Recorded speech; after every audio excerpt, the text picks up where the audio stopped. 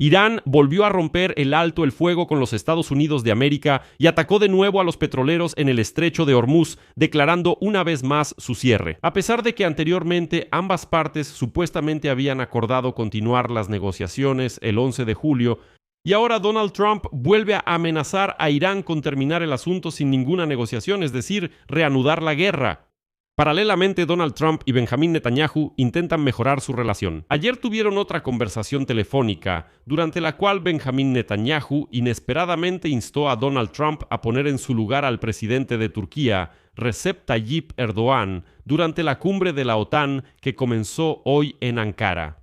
Mientras tanto, en la capital de Siria, en Damasco, se produjeron fuertes explosiones justo frente al hotel donde se hospedaba el presidente de Francia, Emmanuel Macron, quien visitó Siria por primera vez para reunirse con el presidente local, Bashar al-Assad. Ahora a Siria se le asigna el papel de ser el país que debe resolver el tema de Hezbollah en Líbano, ya que, como parte del acuerdo de Donald Trump con Irán, Israel debe retirar sus tropas del país vecino. Pero es evidente que Siria no hará nada sin la aprobación de Turquía, porque existe cierto protectorado de un país sobre otro, y es evidente que Erdogan en su momento ayudó al movimiento de Bashar a hacerse con el poder. En general, como pueden entender, todas estas historias están interconectadas, y ahora no solo las vamos a discutir juntos, sino que intentaremos desenredar todo este enredo de acontecimientos de Medio Oriente. Me llamo Alexei Pechi. Vamos a discutir este tema juntos, pero antes de empezar, les pido que se suscriban al canal, activen la campanita, den like y dejen su comentario debajo de este video.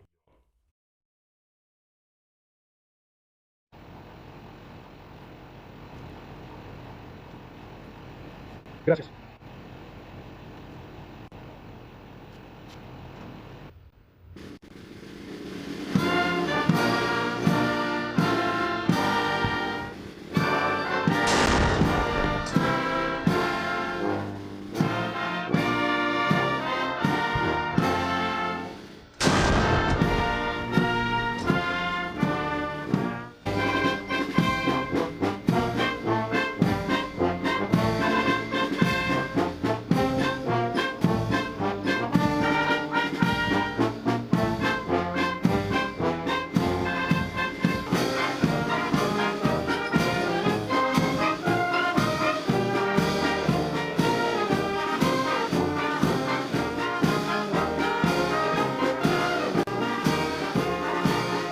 Entonces, mientras aterrizaba en Ankara el avión con el presidente de Estados Unidos, Donald Trump, a bordo, Irán violó el acuerdo de alto el fuego que tenía con él.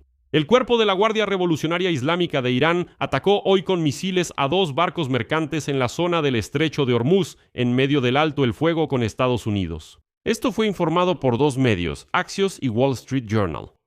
Ambos barcos sufrieron daños significativos, pero afortunadamente no hubo víctimas entre las tripulaciones. Uno de los barcos atacados resultó ser el buque gasero catarí Al-Rekayat, que transportaba gas natural licuado. Antes del ataque, representantes del cuerpo de la Guardia Revolucionaria Islámica exigieron por radio a los petroleros que no usaran la ruta cerca de la costa de Omán y que navegaran exclusivamente en las aguas controladas por los militantes del régimen en Teherán. Aunque, como recordatorio, en el marco del acuerdo con Trump, Irán había prometido el libre paso de los barcos por todo el estrecho.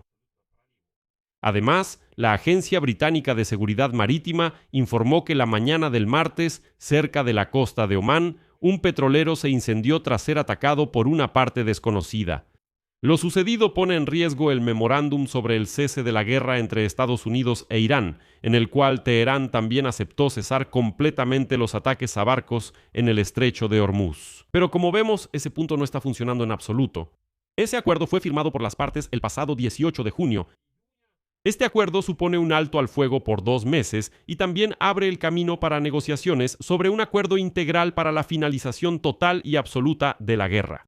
Sin embargo, las partes ya intercambiaron ataques en medio de este alto al fuego. Estados Unidos atacó objetivos en Irán durante 2 noches seguidas, el 27 y 28 de junio. El Comando Central del Ejército estadounidense dijo que esto fue una respuesta a la agresión iraní contra barcos comerciales en el estrecho de Hormuz. Pero también se sabe que los iraníes atacaron las bases militares de Estados Unidos en Bahrein y Kuwait. Después de eso, las partes acordaron no interferir con la navegación en el estrecho. Los estadounidenses, por su parte, también levantaron el bloqueo. Pero, como pueden ver, todo esto dura muy poco. Nuevos ataques ocurrieron justo en el momento en que los barcos empezaron a usar más activamente la ruta marítima. Bueno, aparentemente, esperando que por fin se haya llegado a un acuerdo, que por fin el estrecho de Hormuz esté abierto y se pueda usar libremente. Pero no fue así. Según la consultora Vortex, en junio pasaron por el estrecho hasta 4.7 millones de barriles diarios en comparación con 2 millones de barriles en mayo. Es decir, parecería que los volúmenes de transporte aumentaron casi 2 veces y media. Además, desde principios de julio, el flujo de petróleo alcanzó alrededor del 40% de los niveles previos a la guerra. Es decir, como pueden ver, es una tendencia exponencial creciente. Y como señaló el Wall Street Journal, la rápida recuperación del mercado petrolero. El acuerdo entre Estados Unidos e Irán redujo la capacidad de Teherán para amenazar la economía mundial y le quitó una herramienta de presión en futuras negociaciones. Por eso, Irán, al parecer, decidió recuperar esa misma herramienta de presión. Y más aún cuando se hizo evidente que los estadounidenses no responden tan activamente a cualquier provocación iraní. Pero, por ejemplo, esta vez, en respuesta al ataque iraní en el estrecho de Hormuz, el presidente de Estados Unidos, Donald Trump, dijo una vez más que o se firmará un acuerdo con Irán o que el ejército estadounidense, como él mismo lo expresó, llevará el asunto hasta el final. O sea, otra amenaza de reanudar la guerra. En la Casa Blanca creen que Teherán está mostrando intransigencia, especialmente después del funeral del asesinado Ayatollah Ali Khamenei. Las negociaciones indirectas entre Estados Unidos e Irán terminaron la semana pasada sin ningún progreso visible y las partes acordaron reunirse nuevamente el 11 de julio. En este contexto, se produjo una llamada telefónica entre Trump y Netanyahu, quien, como se sabe, aboga por un enfoque más duro hacia Irán. Pero esta vez, la conversación tomó un rumbo completamente diferente. Según informes de funcionarios israelíes y estadounidenses, el primer ministro de Israel, Benjamín Netanyahu, resultó que el viernes pasado se quejó ante el presidente Trump sobre la escalada de la retórica anti-israelí del presidente de Turquía, Recep Tayyip Erdogan. Según los funcionarios, Netanyahu también le pidió a Trump, quien se reunirá con Netanyahu en la cumbre de la OTAN en Ankara hoy mismo, que se abstuviera de vender sistemas de armamento que ayudarían a Turquía a modernizar sus fuerzas aéreas. La tensión entre Israel y Turquía ha aumentado drásticamente en los últimos 2 años en el contexto de la guerra en la Franja de Gaza y ahora en Irán. Pero Trump ha mantenido estrechos lazos de amistad tanto con Netanyahu como con Erdogan, es decir, con un aliado clave de Estados Unidos y un mediador regional. Y Trump tampoco puede prescindir de Erdogan. La posición de Netanyahu en Washington se ha debilitado en los últimos meses debido a la guerra con Irán, que ha afectado la popularidad de Trump y ha dividido a sus seguidores del movimiento MAGA. ¿Qué tan grande es la influencia que todavía tiene Netanyahu sigue siendo incierto, tanto por la estrecha relación de Trump con Erdogan como por el beneficio financiero de vender armas estadounidenses a Turquía, es decir, la flota? Es decir, se quiere decir que tal vez Trump todavía mantiene una relación muy cercana con Netanyahu, tal vez Netanyahu sigue teniendo influencia sobre el presidente estadounidense, pero aquí Trump puede decir que lo siente, pero son solo negocios. ¿De qué se trata? Ya se sabe que en la agenda de la reunión entre Trump y Erdogan está un acuerdo de $700 millones para el suministro de nuevos motores para los cazas turcos, así como la posibilidad de un regreso del segundo ejército más grande de la OTAN, es decir, el turco, al programa de cazas F-35. Les recuerdo que Turquía fue excluida del programa F-35 en 2019 después de adquirir el sistema de defensa aérea ruso S-400 que, según funcionarios estadounidenses, podría poner en peligro la seguridad del avanzado caza F-35, algo así. La defensa antiaérea es rusa y los cazas en el cielo son estadounidenses. Dicen que eso no es compatible y que además es una situación muy peligrosa. Y así es. El vicepresidente de Estados Unidos, J.D. Vance, declaró la semana pasada que el Pentágono está realizando una revisión para determinar cómo Estados Unidos podría vender cazas F-35 a Turquía, a pesar de que Turquía posee el sistema ruso de defensa antimisiles. Ahora escuchen la cita de J.D. Vance. Hay ciertas cosas que debemos confirmar que realmente sucedieron para J.D. Vance. De acuerdo con la legislación, el presidente nos pedirá que lo hagamos.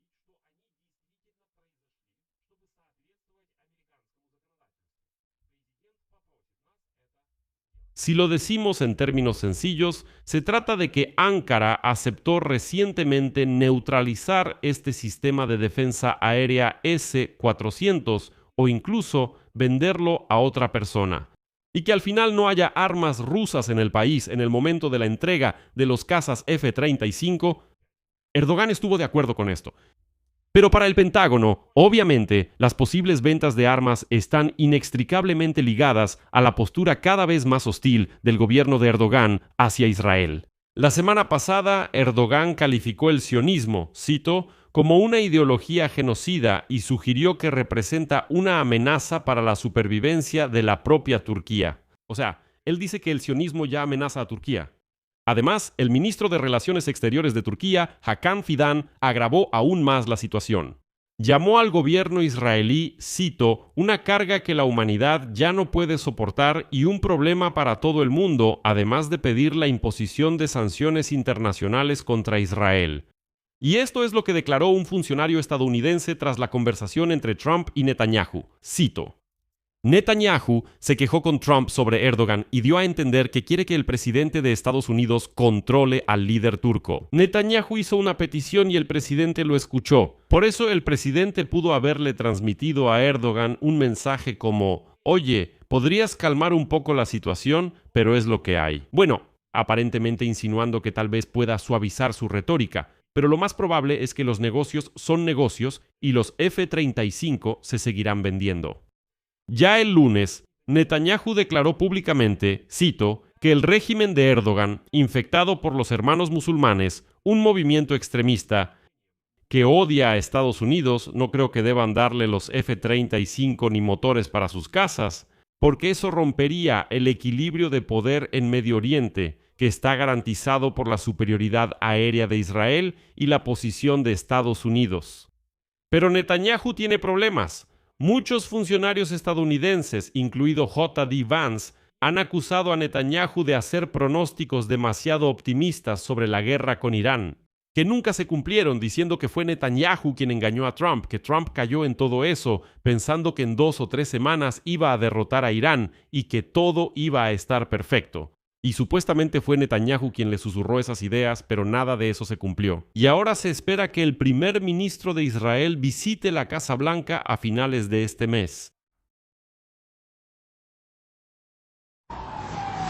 Alá es grande, Danil Fyodorov. Alá es grande.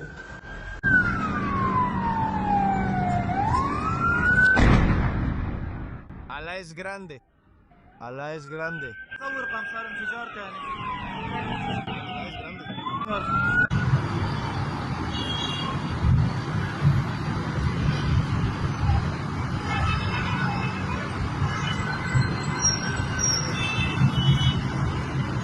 En la capital de Siria, Damasco, se escuchó una serie de explosiones cerca del hotel donde se hospedaba el presidente de Francia, Emmanuel Macron, durante una visita oficial. En los medios sirios, de inmediato afirmaron que esto podría haber sido un intento de atentado contra el presidente francés.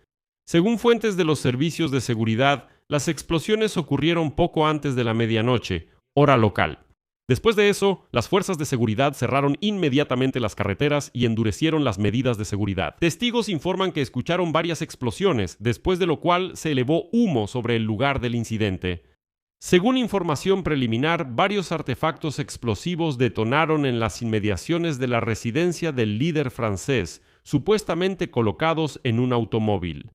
Más tarde, en la administración del presidente de Francia en el Palacio del Elíseo, señalaron que el propio Emmanuel Macron ni siquiera escuchó las explosiones, ya que en el momento del incidente no estaba en el hotel, sino que se dirigía a una reunión programada con el líder sirio Ahmed Ash-Sharai. Les recuerdo, Emmanuel Macron llegó en visita oficial a Damasco, donde debe sostener negociaciones con el presidente de Siria, Ahmed Ash-Ashar. Durante la reunión, las partes están discutiendo temas de seguridad, la cuestión de las inversiones de la empresa Total Energies, así como el regreso de artefactos culturales sirios. Antes de esto, les recuerdo, la capital siria ya fue visitada por la presidenta de la Comisión Europea, Ursula von der Leyen, y el presidente de Ucrania, Vladimir Zelensky. Pero para Estados Unidos y Europa, ahora hay una cuestión aún más urgente relacionada con Siria. Ya a finales de junio, Donald Trump sorprendió a muchos políticos y expertos en Medio Oriente al proponer un enfoque alternativo a la guerra de Israel contra Hezbolá en Líbano. Y en medio del descontento de la Casa Blanca por la prolongada campaña israelí, él sugirió que la lucha contra el grupo Hezbolá, respaldado por Irán, podría ser asumida por Siria. Y así, según la idea de Donald Trump, los rebeldes islamistas endurecidos en combate, que hace 1 año y medio derrocaron al presidente autoritario de Siria, Bashar Assad, y formaron un nuevo gobierno, podrían expulsar a Hezbolá de manera más efectiva que el ejército israelí. Y el ejército israelí, según el acuerdo entre Estados Unidos e Irán, simplemente debería salir del Líbano y retirar sus tropas. Pero en el propio Damasco, tales declaraciones fueron recibidas con cautela, y el presidente de Siria, Ahmad Ashara, declaró que no tiene intención de intervenir en la guerra contra Hezbolá en Líbano. Él también afirma que las palabras de Trump simplemente fueron malinterpretadas. Pero, a pesar de esto, el presidente estadounidense repitió su postura y continuó promoviendo públicamente esta idea. Y el ejército de Siria, de todos modos, comenzó a desminar los territorios fronterizos con Líbano. Y la pregunta es, ¿para qué? Bueno, creo que esa es una pregunta retórica. La mera perspectiva de una invasión siria al Líbano ya, por supuesto, causó preocupación en Beirut.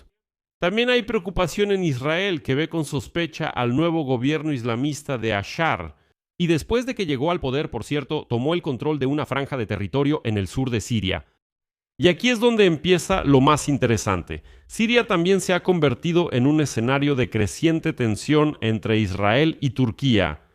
Ankara es uno de los principales aliados del gobierno de Ashar, mientras que Israel y Turquía buscan limitar la influencia del otro en este país, es decir, en Siria.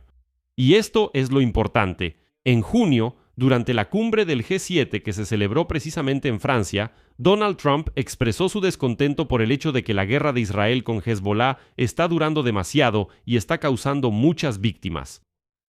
Bueno, ahí Trump se quejaba mucho de que los israelíes demolían barrios enteros diciendo que ahí había militantes de Hezbolá y por eso destruyen todo el barrio, simplemente derriban casas.